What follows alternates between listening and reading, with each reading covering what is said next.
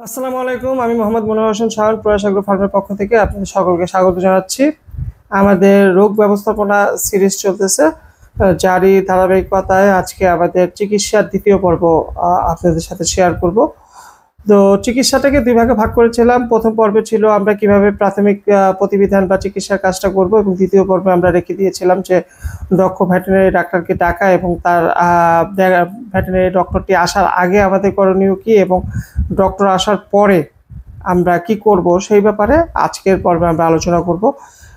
Veterinary doctor আসলে তো তিনি একটি ব্যবস্থাপনা করে দিবেন এবং বলবেন আমাদের কিভাবে চলতে হবে, কিন্তু সেই পর্যন্ত তো আমাদের কাজটা না। আমাদের কাজটা হচ্ছে সে আসার পরে তাকে কিভাবে আমরা অ্যাসিস্ট করব এবং সে যাওয়ার পরে আমাদের ম্যানেজমেন্টটা কি হবে। তো আজকের পর্বের আমাদের বিষয়বস্তুটা হচ্ছে দক্ষ ভেটেরিনারি আসার পরে আমাদের খামারে আমাদের করণীয় কি থাকবে সেই ব্যাপারে আমরা বিস্তারিত আলোচনা করার চেষ্টা করেছি।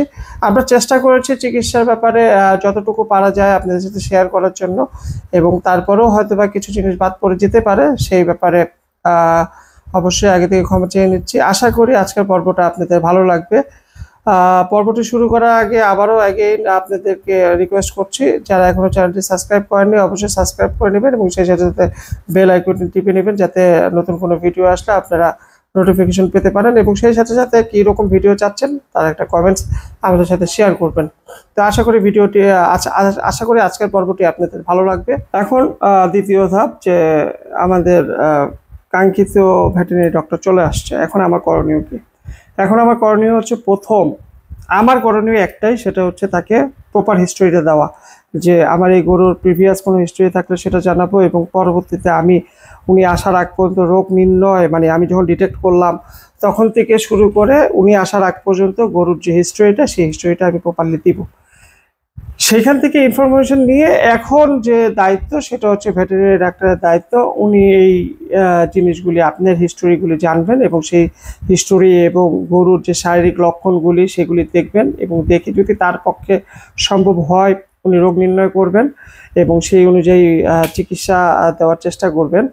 আর যদি সেইটা একটু বেশি কমপ্লিকেটেড হয়ে যায় সেক্ষেত্রে তিনি বায়োল্যাব টেস্ট করতে পারেন, ওনার রক্ত পরীক্ষা করতে পারেন, গোবর পরীক্ষা করতে পারেন, কিংবা তার স্লাইভা পরীক্ষা করতে পারেন, এবং এইগুলি পরীক্ষাগুলি যদি প্রয়োজন হয় সেক্ষেত্রে, যদি খুব বেশি ক্রিটিক্যাল কেস হয় সেক্ষেত্রে এগুলি টেস্ট করতে পারেন। আদারওয়াইজ যদি এগুলি প্রয়োজন না হয়, উনি যদি শনাক্তকরণে পারদর্শী হয়ে যান বা সক্ষম হন, সেক্ষেত্রে উনি চিকিৎসাটা শুরু করবেন।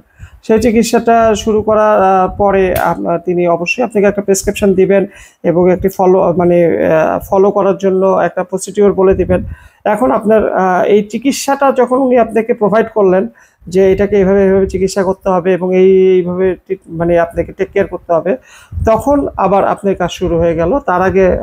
তার আগের কাজটা ডাক্তারের ছিল এবং তারপরের কাজগুলি আবার আপনার শুরু হয়ে গেল, কারণ এই ডাক্তার তো আর আপনার সাথে থাকবে না। তো ডাক্তার আপনাকে একটা পরামর্শ দিলেন, তারপরে আপনাকে একটা প্রসিডিওর বলে গেলেন যে এইভাবে চলেন, তারপর উনি চলে গেল। এখন আবার আপনার কাজ শুরু হয়ে গেল, সেটা হচ্ছে যে ডাক্তার যদি কোনো অ্যান্টিবায়োটিক দিয়ে থাকেন, যদি কোনো অ্যান্টিফাঙ্গাল ক্রিম দিয়ে থাকেন, অথবা এনি অফ দ্য ট্রিটমেন্ট যদি দিয়ে থাকেন, সেক্ষেত্রে উনি যেভাবে বলবেন, যেমন অ্যান্টিবায়োটিকগুলি একটা নির্দিষ্ট ইন্টারভ্যাল পরপর দিতে হয়, সেটা আপনাকে অ্যাসিওর করতে হবে প্রপার টাইম মতো। তারপরে যদি কোনো ক্রিম থাকে মাখার জন্য সেটা করতে হবে, যদি কোনো ড্রেসিংয়ের ব্যাপার থাকে সেই ড্রেসিংটাকে আপনাকে প্রপারলি করতে হবে। যদি এটা স্বাভাবিক ড্রেসিং হয়, যদি এমন হয় যে না ক্রিটিক্যাল ড্রেসিং, এক্ষেত্রে আপনার সহায়তা লাগবে, সেক্ষেত্রে হয়তো একজন ভেট বা ভেট অ্যাসিস্ট্যান্টকে ডাকতে পারেন বা একজন প্রশিক্ষিত লোককে ডাকতে পারেন যে আপনাকে এই জায়গায় সহায়তা করবে, কিন্তু গাফলতি করা যাবে না। তো ট্রিটমেন্টটা যেভাবে বলবে সেভাবে আপনি ফুল কোর্স কমপ্লিট করতে হবে, এবং সেই সাথে সাথে আপনাকে যেই জিনিসগুলি বলবে, যা খাওয়াইতে নিষেধ করবে, সেই জিনিসগুলি আপনাকে খেয়াল রাখতে হবে। তার মানে আপনাকে নির্দিষ্ট চিকিৎসাটা অ্যাসিওর করতে হবে, এবং সেই সাথে সাথে সহায়ক চিকিৎসা হিসাবে যদি আপনি মনে করেন যে কোনো ফ্লুইড দরকার আছে, কিংবা যদি মনে করেন যে স্যালাইন দরকার আছে, সেক্ষেত্রে ডাক্তার যদি পরামর্শ দেয়, অনেক সময় দেখা গেছে যে আমার গরু ক্যালসিয়ামের অভাব হয়েছে, তো এখন ইমার্জেন্সি ক্যালসিয়াম দেওয়া দরকার, তখন ডাক্তার বললো যে ওনাকে পরপর 3 দিন 3টা ক্যালসিয়াম দিবেন। আমি ট্রিটমেন্ট বলতেছি না, আমি একটা কাল্পনিক ঘটনা বলতেছি। তো ডাক্তার বললো যে 3 দিন পরপর ক্যালসিয়াম দিতে হবে, তো ডাক্তার তো প্রতিদিন আসতে পারবে না হয়তো বা, তো তো সেক্ষেত্রে আপনাকে অ্যাসিওর করতে হবে যে প্রপার ব্যবস্থাপনা ক্যালসিয়ামটা কিভাবে দিতে হবে, কিংবা স্যালাইনটা কিভাবে দিতে হবে, কিংবা ওষুধগুলি কিভাবে খাওয়াইতে হবে, বা আইভি, IM, হোয়াট এভার যে ইনজেকশনগুলি আছে সেই ইনজেকশনগুলি কিভাবে দিবেন। সো এই জিনিসগুলি দিবেন এবং আপনি অবশ্যই সহায়ক চিকিৎসাগুলি দিবেন। সেই সাথে সাথে আপনাকে চেষ্টা করতে হবে যদি কোনো সংক্রমণ রোগ হয়, সংক্রমণ করার মানে টেন্ডেন্সি আছে এরকম, যেমন LSD হইলে আমরা সাধারণত ভাইরাসের মাধ্যমে তো ছড়াই এবং মাছির মাধ্যমেও ছড়ায়। তো আপনাকে যেটা করতে হবে যে LSD যে গরুটাকে আলাদা করছেন সেটাকে অবশ্যই মশারির ভিতরে রাখতে হবে। চর্মরোগ, যদি বড় কোনো চর্মরোগ হয় যেটা মাছির মাধ্যমে আবার অন্য গরুতে ছড়ানোর সম্ভাবনা থাকে, সেক্ষেত্রে আপনাকে অবশ্যই সেটাকে মশারির ভিতরে রাখতে হবে। আবার যদি এমন হয় যে না এটা বাতাসের মাধ্যমে ছড়ায়, সেক্ষেত্রে আইসোলেটেড প্লেসে রাখতে হবে। তারপরে হচ্ছে যদি এমন হয় যে না এটা নর্মাল একটা ঘা কেটে গেছে, সেই ক্ষেত্রে আপনাকে আলাদা করার কোনো প্রয়োজন নেই। তার মানে সংক্রমণ ছড়াইতে পারে এমন কোনো রোগ হলে আপনাকে অবশ্যই সেটাকে সংক্রমণের ঝুঁকি থেকে আপনি খামারকে মুক্ত রাখতে হবে। এবং সবচেয়ে শেষ যে পয়েন্টটা এক্ষেত্রে আপনাকে অবশ্যই খেয়াল রাখতে হবে সেটা হচ্ছে একটা ফলো আপ। আমরা যেটা করি, ডাক্তার আসে, ডাক্তার একটা ট্রিটমেন্ট দেয়, আমরা 2-3 ডোজ ফলো করি এবং ফলো করার পরে দেখা যায় গরু ভালো হয়ে যায়। তারপরে আমরা ওই ট্রিটমেন্টটাও ফুল করি না, মানে ওই ডোজটাও ফুল করি না, এবং ডাক্তারের সাথেও আর পরামর্শ করি না, বা পরবর্তী কোনো কাজ আছে কিনা সেটা বলি না। তো সেই কারণে দেখা যায় যে পরবর্তীতে ওই রোগটারই আবার ঝুঁকি থেকে যায় এবং রোগটাকে প্রপারলি ভালো করা যায় না। সো আপনাকে ফলো আপটা প্রপারলি করতে হবে। তা এই জিনিসটা কেন ফলো আপটা জরুরি আমি আপনাকে বলি। যেমন ধরেন আপনি একটা কোর্স করালেন অ্যান্টিবায়োটিকের, যেটা ডাক্তার বলে গেছে 7 দিন করতে হবে আপনাকে, 2 বেলা করে, হোয়াট এভার 2 বার করে। এখন আপনি 7 দিনের জায়গায় 5 দিন করলেন, গরু সুস্থ হয়ে গেছে, আর বাকি 2 দিন করলেন না, তাহলে হবে কি ওর শরীরটা আস্তে আস্তে এই অ্যান্টিবডি রেজিস্ট্যান্ট হয়ে যাবে। পরবর্তীতে যদি এই রোগ দ্বারা সে আক্রান্ত হয় তখন তারকে আর এই অ্যান্টিবায়োটিকটা কাজ করবে না, বা অন্য কোনো রোগেও এই অ্যান্টিবায়োটিকটা আর কাজ করবে না। সো আপনাকে প্রপারলি শেষ করতে হবে। তারপরে দেখা গেছে যে অনেক সময় যখন দেখা যায় যে আপনার FMD হয় কিংবা LSD হয়, ভাইরাল ইনফেকশনের জন্য অ্যান্টিবায়োটিক দেওয়া যায় না, অ্যান্টিবায়োটিক পরে দিতে হয়। এবং অ্যান্টিবায়োটিক যখন শেষ করবেন তারপরে হয়তো বা তাকে রিকভার করার জন্য অনেক সময় দেখা যায় যে সাপ্লিমেন্ট দিতে হয়, B কমপ্লেক্স টাইপের, অথবা ভিটামিন, অথবা ক্যালসিয়াম, এই টাইপের কিছু দিতে হয়। তো আপনি একটু ট্রিটমেন্ট দিলেন, ট্রিটমেন্টের পরে এটা দরকার আছে কিনা তার শরীরে স্ট্রেসটাকে রিকভার করার জন্য, তো সেটা যদি আপনি অ্যাসিওর করতে না পারেন তাহলে প্রবলেম হবে। এই কারণে ফলো আপটা খুবই জরুরি। আপনি চেষ্টা করবেন যে আপনার গরুর ফলো আপটা প্রপারলি করার জন্য। আমার এই পর্বটাকে একটা সাবাপে টানি, সেটা হচ্ছে যে আমরা আমাদের চিকিৎসা ব্যবস্থাকে 2 ভাগে ভাগ করছি। একটা হচ্ছে প্রাথমিক চিকিৎসা বা প্রতিবিধান, এবং দ্বিতীয়টা হচ্ছে একজন দক্ষ ভেটেরিনারি ডক্টরের পরামর্শে চিকিৎসা করানো।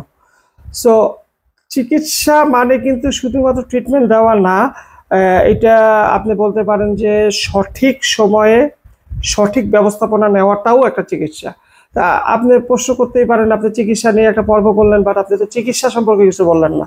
চিকিৎসা সম্পর্কে কিছু বললাম না, তার কারণ হচ্ছে চিকিৎসা যেটা রেজিস্টার্ড একজন ভেটেরিয়ান ডাক্তার দিবেন, আমরা চিকিৎসা দেওয়ার কেউ না, কারণ আমি রেজিস্টার্ড ডক্টর না, আমি খামারি। আমি 7 বছর 8 বছর ধরে খামার করতেছি, আমার খামারের রোগ ব্যবস্থাপনা আমি দেখতেছি, সেই কারণে কিছু কিছু ব্যাপারে আমার অভিজ্ঞতা আছে।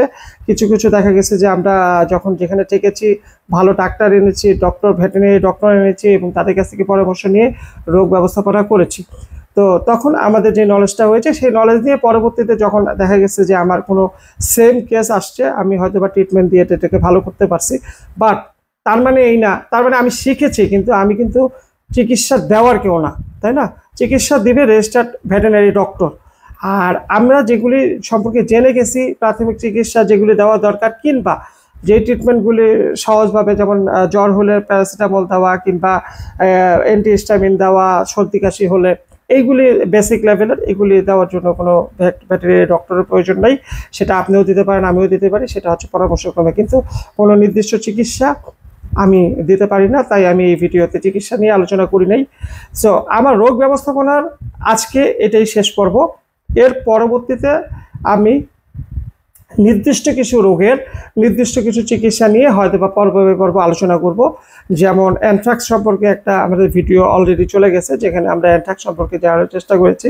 অ্যানথ্রাক্সের চিকিৎসা আসলে খুব সবাই এত সময় অ্যানথ্রাক্সের চিকিৎসার জন্য পাওয়া যায় না, তাই অ্যানথ্রাক্সটাকে যেমন প্রতিরোধ করতে হয় সেই ব্যাপারে আমি পূর্ণাঙ্গ আলোচনা করেছি। পরবর্তীতে হয়তো বা ইন্ডিভিজুয়াল পর্বে আমরা এফএমডি নিয়ে আলোচনা করব, হয়তো বা আমরা ব্ল্যাক ওয়াটার বা বাদলা নিয়ে আলোচনা করব, হয়তো বা আমরা গলা ফোলা রোগ নিয়ে আলোচনা করব, বা পরজীবী বহিঃপরজীবী নিয়ে আলোচনা করবে, স্কিন ডিজিজ নিয়ে আলোচনা করবে। সেগুলো ইন্ডিভিজুয়াল পর্ব থাকবে, সেটার জন্য আপনাকে অবশ্যই ফুল সবগুলি পর্ব একসাথে দেখতে হবে এমন না। সো ওইগুলো ইন্ডিভিজুয়াল পর্ব হবে এবং ইনশাল্লাহ আমি আপনাদের সাথে শেয়ার করব। তো রোগ ব্যবস্থাপনা পর্বটি আজকে আমরা এখানেই শেষ করছি। আশা করি আপনারা এই 4টা পর্ব নিয়ে আমরা যা আলোচনা করার চেষ্টা করেছি সেখান থেকে আপনারা কিছু জানতে পেরেছেন, শিখতে পেরেছেন। যদি কিছুটা আমরা নতুন কিছু শেখাতে পারি তাহলে হয়তো এটাই আমাদের আসলে সার্থকতা। সেই সাথে সাথে এই 4টি পর্বে আপনাদের যদি কোনো জিজ্ঞাসা থাকে, যদি কোনো জানার ইচ্ছা থাকে, তা অবশ্যই আমাদের কমেন্টসের মাধ্যমে জানাবেন। আমরা চেষ্টা করব সেই কমেন্টসগুলি কালেক্ট করে একটা নির্দিষ্ট পর্বে সেই প্রশ্নগুলির উত্তর দেওয়ার জন্য। অবশ্যই আপনাদের কাছে একটা রিকোয়েস্ট করব যে যারা এখনও আমাদের চ্যানেলটি সাবস্ক্রাইব করেননি প্লিজ সাবস্ক্রাইব করে নেবেন এবং সেই সাথে সাথে বেল আইকনটি টিপে নেবেন, যাতে নতুন কোনো ভিডিও আসলে সাথে সাথে নোটিফিকেশন পেতে পারেন। সেই সাথে সাথে আমাদের পর্বগুলো কেমন লাগতেছে তার একটা কমেন্টসের মাধ্যমে যদি আমাদের জানান এবং আমাদের এখানে ভুল ত্রুটিগুলি যদি আমাদেরকে ধরিয়ে দেন, কিংবা আপনাদের মূল্যবান মতামত যদি আমাদেরকে জানান, তাহলে আমরা সেখান থেকে অনুপ্রাণিত হব এবং সেই অনুযায়ী আমাদের ভিডিও কন্টেন্টগুলিকে আরও সমৃদ্ধ করার চেষ্টা করব। সেই সাথে সাথে অবশ্যই যদি মনে করেন যে এটা কারো না কারো উপকারে আসবে, সেক্ষেত্রে শেয়ার করে দিবেন এবং লাইক দিয়ে আমাদেরকে সাথে থাকবেন। তো এই রিকোয়েস্টটা প্রতিদিনই করি। আমি জানি আপনাদের বিরক্ত লাগে, তারপরেও যেহেতু আমরা কষ্টটা করি আপনাদের অনুপ্রেরণা পাওয়ার জন্য এবং সেটার মাধ্যমে আমরা অনুপ্রেরণা পাই, সো এই জন্য বারবার এই রিকোয়েস্টটা করি। যারা এখনও আমাদের খামারটি ভিজিট করেননি তাদের কাছে অনুরোধ রইল অবশ্যই আসবেন, পরিবার নিয়েই আসবেন। আমাদের খামারে সময় স্পেন্ড করার মতো যথেষ্ট সময় আছে। যদি একটা ফোন দিয়ে আসেন তাহলে ভালো হয়, আমরা উপস্থিত থাকবো। আর যদি আমরা নাও থাকি সেক্ষেত্রে আপনারা আসতে পারেন, আপনাদের সময় এখানে অতিবাহিত করতে পারেন, আমাদের গরুগুলি ঘুরে দেখতে পারেন। যদি পছন্দ হয় সেক্ষেত্রে হয়তো বা কথা হবে যে বেচা কিনা হলে হবে, না হলে নাই, কোনো সমস্যা নাই। আসলে গরু কিনতেই হবে এমন কোনো কথা নেই। আসবেন, ঘুরবেন, এক কাপ চা খাবো, একটা সুন্দর সম্পর্ক হবে, একটা সুন্দর সময় কাটাবো আমরা, এটাই আমাদের চাওয়া। সো আপনাদের সবাইকে আবারও অনুরোধ করলাম আমাদের খামারটি দেখে যাবেন এবং সপরিবারে দেখে যাবেন। ধন্যবাদ সবাইকে সাথে থাকার জন্য।